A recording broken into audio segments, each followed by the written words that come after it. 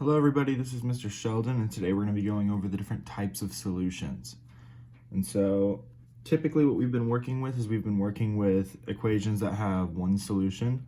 And what that looks like is what we've been seeing. So we have one solution, and that means only one value will make the equation true. So by solving this out, we have 5x minus 10 equals 20. I know that I can add 10 on both sides to get that variable by itself. Gives us 5x equals 30. And then to get that x by itself like we normally do, we just divide both sides by 5. We get x equals 30 divided by 5, that's 6. And so because we get this x equals something, we know that that is our answer. So we have one solution because we know our x equals one thing. The next type of solution we have is something called no solution, when there is not a value that will make the equation true. And so how we'll be able to see that is if we have an equation like 2x minus 1 equals 2x plus 5. Well, if I need to get these x's over to one side using our don't call me after midnight, right? Distribute, I don't have to. Combine like terms, I don't see anything. So the next one is to move the variables. I'm going to move this 2x to this side. So those cancel out. Well, 2x minus 2x, that just cancels out also. So it leaves us with negative 1 equals 5. Well, does negative 1 equal 5? No, right? So because this is not true, there is no answer or no solution to this problem. Remember, whenever we're trying to solve an equation, we're trying to get x equal to something, right? So that we have a solution. Well, if we have something that isn't true, like negative 1 equals 5, which we know is not equal, that means that there is not a solution there. And then our last one is all real numbers. And that just means that any real number will make the equation true. Or that means that there is infinite solutions. So with this one, using our don't call me after midnight, I need to distribute first. I see these parentheses, so I'm going to distribute this 4 in for both of them. So 4 times 2x, that leaves us with 8x. And then 4 times 3, that is 12, equals, what's on this side, 8x plus 12. So first off, I see that these equations are equal to each other, right? Because 8x plus 12 equals 8x plus 12. But just to make sure, you can subtract 8x from both sides. So going from don't call me after midnight, and we're now moving the variables, so those cancel out, leaving us with 12, equals, those cancel out, leaving us with 12. And because we see here that we have 12 equals 12, that is true, right? Because 12 will always equal 12. So because we are left with something that looks like this, then we know that if we plug in anything for our x, it will equal, and there will be a solution. So first off, we have one solution where we have x equals something. No solutions is when the two numbers at the end don't equal each other. And then all real numbers is when our two numbers at the end do equal each other. And remember, whenever we check our work, whenever we worked with one solution problems, we'd always plug this x, this 6, back into the equation to see what we get, and we see if it equals on both sides. So now we see over here, we can see that similarity. So just going over a couple practice problems real quick, we have 7 minus 0.5 times 10x minus 4 equals 3 minus 5x plus 6. Well, if we use don't call me after midnight, we distribute first, right? So what can I distribute over here? Okay, I have 0.5 times 10x. So if I grab my calculator, let me see, and I do, let me see, 0.5 times 10, well, that just leaves me with 5. So I leave the 7 minus, because I have to distribute that negative 5 also. So it should have been negative 5. You have negative 0.5 times 10x, that will leave us with a negative 5.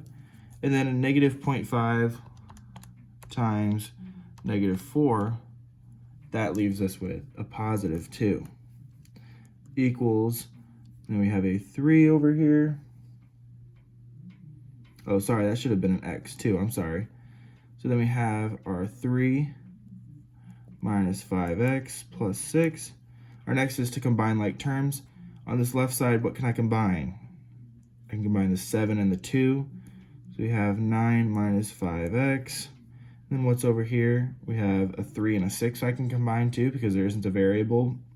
So we have 3 plus 6 equals 9 minus 5x. And so what can we notice here? We notice that these equations are equal to each other, just like what we saw up here. And if you want to, you can do the next step to move the variables, and you can add 5x to both sides to move the variables over. And that would leave us with 9 equals 9 because these cancel out. And because we have 9 equals 9, which is true, then we can say that x equals all real numbers.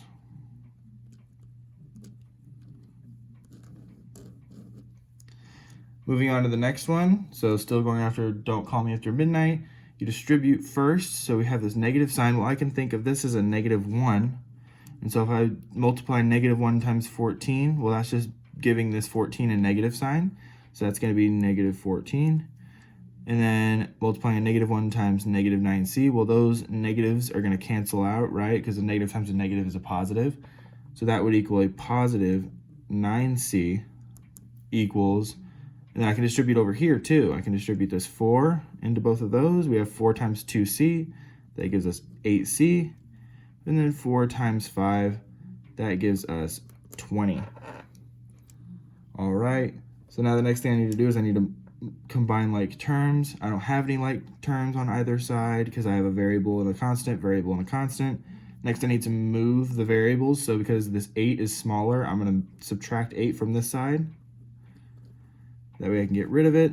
That will leave us with -14 plus 9 minus 8 is just 1, so it's just left with 1c equals, those cancel out, equals 20.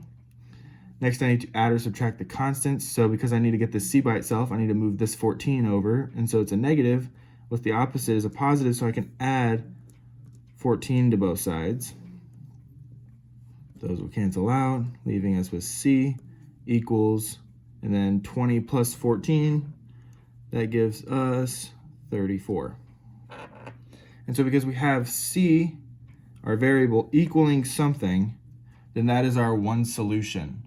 So that is a one solution type of solution.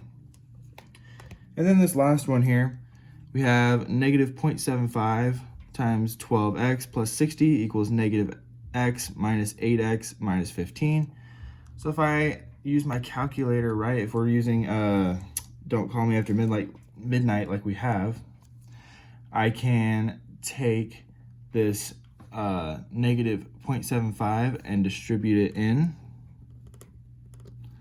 That's what we need to do first. And so if I have -0.75 times 12, that will give me a -9x, because you have to keep that x there, right? And then if I do -0.75 times that 60, that will give me a -45. All right, and then on this side, we have -x minus 8x minus 15. Next, I can combine like terms, right? So now if we combine our like terms, there isn't any on this side, but I do see here that we have two x's right here. We have x here and an x here. So I can combine those. So just moving everything down on this side, and then combining these, we have -x minus 8x. Well, that's just, again, a -1. So it's -1 minus 8. Well, that's going to be a -9. Keep the x, minus 15. And so just like we see here, we see I have a -9x and a -9x on this side. Our next step is we have to move the variables. So if I add 9x on this side, and I have to do it on the other side too, those will cancel out. Those will also cancel out, leaving us with only -45 equals -15. Well, does -45 equal -15? No, right? So because those don't equal each other, and that is a false statement, then we can say here that there are no solutions to our equation. And we can go over more practice problems on IXL and in class. Thank you.